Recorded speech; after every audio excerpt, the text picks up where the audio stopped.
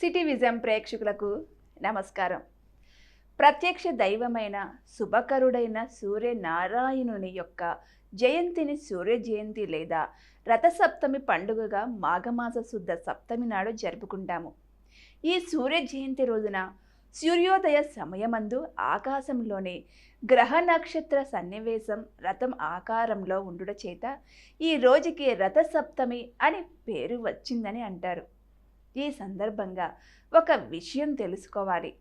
మనకు సూర్యోదయం సూర్యాస్తమయం ఎలా ఏర్పడుతున్నాయో తెలుసుకుందాం. ప్రతిరోజు సూర్యుడు ఉదయిస్తాడు, అస్తమిస్తాడు. దీని వలన మనకు రాత్రి పగలు ఏర్పడుతున్నాయి. భూమి కుడివైపు నుండి తిరగటం వలన దిక్కులను అనుసరించి సూర్యుడు తూర్పు దిక్కున ఉదయించి పడమర దిక్కున అస్తమిస్తాడు.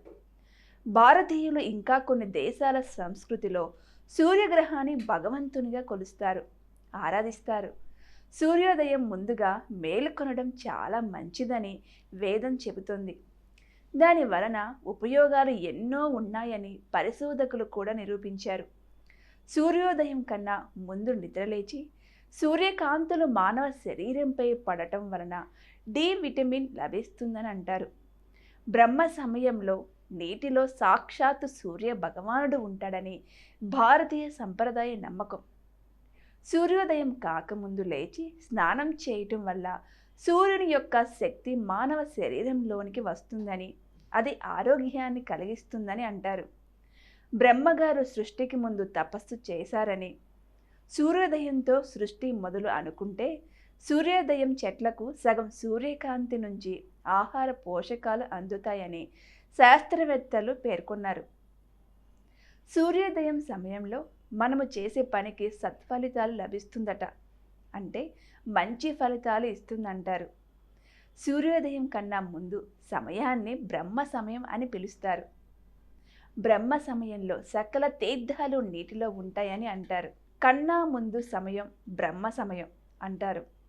బ్రహ్మ ముహూర్తంలో చేసే ధ్యానంలో ఊహాపరితమైన పని చేయటం వల్ల ఆ పనికి 41 రోజులలో కార్యరూపం రావచ్చు అని మనస్ఫూర్తిగా చేయటం వలన వాళ్లకు కార్య ఫలితం జరుగుతుందని అంటారు. హిందూ ధర్మ శాస్త్రాల ప్రకారం సూర్య భగవానుడు చరిత్ర ఏమిటంటే, కశ్యపు మహర్షి అదితి అను దంపతులకు జన్మించిన వాడు సూర్య భగవానుడు, అంటే ఆదిత్యుడు. దేవదూత అయిన అదితిని ఆమె కోరిక మేరకు సూర్యుడు ఆమె గర్భమున జన్మించాడు. సూర్యుడికి సంధ్యాదేవి, ఛాయాదేవి, పద్మిని అను 3 భార్యలు కలరు. మొదటి భార్య అయిన సంధ్యాదేవి గర్భమున 3 బిడ్డలు జన్మించారు. వారు మనువు, యముడు, యమున అను పేర్లతో పిలువబడ్డారు. సూర్యుని కుమారుడైన మనువుచే పరిపాలించటం వలన మనము మానవులం అయ్యామని అంటారు. హిందువులు సూర్యుడిని ప్రపంచానికే ఆత్మగా భావిస్తారు. సంధ్యావందనం చేసే సమయంలో కలశంలోని నీటిని సూర్యుడికి సమర్పించేటప్పుడు వక్రీభవనం వలన సూర్యుడి నుంచి వచ్చే కాంతి రంగులను ఉత్పత్తి చేస్తుంది. ఈ రంగులు కంటికి చాలా ఉపయోగపడతాయి. శరీరాన్ని జీవచేతనత్వము చేస్తాయి. మానవులను ఆహ్లాదపరంగా ఉంచుతాయని నమ్మకము. సూర్యకిరణాలు శరీరంలోని 7 చక్రాలకు జీవచేతనాన్ని ఇస్తాయని హిందువులు నమ్ముతారు. సూర్యాస్తమయం చిన్న పెద్ద వయసు భేదాన్ని మరిచి ప్రతి ఒక్కరూ ఇష్టపడే ప్రాంతము సముద్ర తీరం. సముద్ర తీర ప్రాంతాలలో ఇసుకలో గవ్వలను ఏరుకోవటం, దగ్గర నుంచి అలలో పోటీ పడుతూ తుల్లింతలు ఆడటం వరకు ప్రతి ఒక్కటి ప్రత్యేకమే. అటువంటి సముద్ర తీరాలలో సూర్యాస్త సమయాలు చాలా అందంగా కనిపిస్తూ ఉంటాయి. కేవలం సముద్ర తీరాలే కాకుండా సరస్సులు, నదీ తీర ప్రాంతాలు, పర్వత శిఖరము కూడా సూర్యాస్తమయ సమయంలో సప్త వర్ణాల శోభితంగా వెలుగొందుతాయి. అలా అందమైన సూర్యాస్తమయ సమయంకి ఇంట్లో దీపారాధన చేయడం మంచిది అని అంటారు. ఇది భారతీయ సంప్రదాయ ప్రత్యేకత. సూర్యుడు ఎర్రగా ఉండటానికి గల కారణం, సూర్యకిరణాలు భూమి వాతావరణంలో మానవుని కంటికి చేరే వరకు ప్రయాణించే దూరాలు మారుతూ ఉంటాయి. సూర్యకిరణాలు మన కంటికి చేరటానికి ఉదయం, సాయంత్ర వేళల్లో ఎక్కువ సమయం తీసుకుంటాయి. సూర్యుడు ఉదయించే సమయాలలో దగ్గరగా ఉండుట వలన సూర్యుడు ఎర్రగా కనిపిస్తాడు.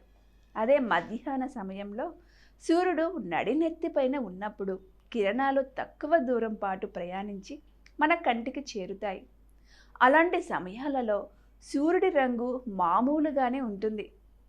సూర్యకిరణాలు వాతావరణంలో ఎక్కువ దూరం ప్రయాణిస్తూ తక్కువగా చెదిరిపోయే ఎరుపు రంగు మన కంటికి ఎక్కువగా చేరుకోవడం వల్ల సూర్యుడు ఉదయించేటప్పుడు అస్తమించేటప్పుడు ఎర్రగా కనిపిస్తారు. సూర్యుని గురించి మరికొన్ని వాక్యాలు తెలుసుకుందాం.